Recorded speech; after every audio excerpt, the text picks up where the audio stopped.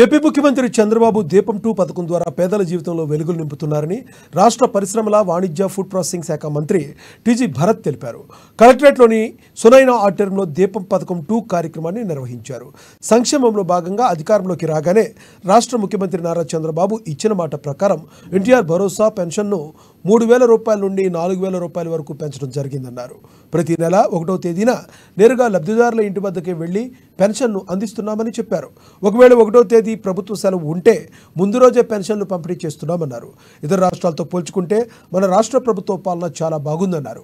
Super 6 హామీల అమల్లో భాగంగా దీపం 2 పథకాన్ని అమలు చేస్తున్నామని తెలిపారు.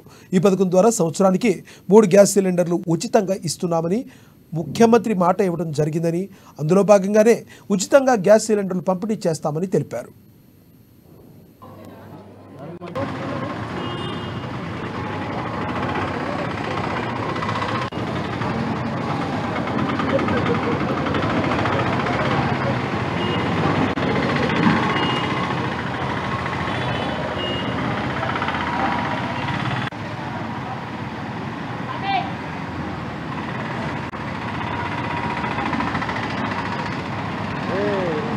మూడు వేల నుంచి 4,000 చెప్పిన మాట తప్పకుండా ఇమీడియట్ గా స్టార్ట్ చేయడం జరిగింది.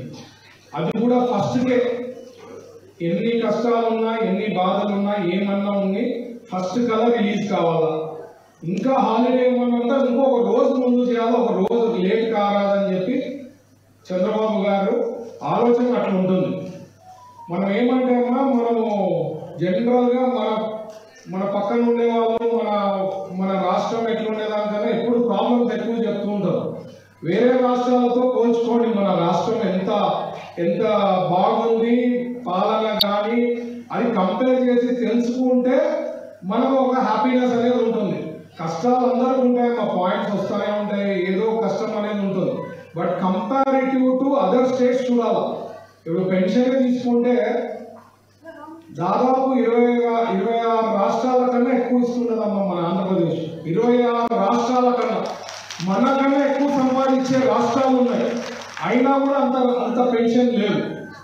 మన రాష్ట్రంలో ఇస్తున్నాం. ఎంతో ప్రాబ్లమ్స్ ఉన్నా, దాదాపు 10 లక్షల కోట్ల పైన అప్పు ఉన్నా స్టిల్ టైంకి ఇస్తూ మన పాలనని సాగదీస్తా ఉన్నారు మన చంద్రబాబు గారు.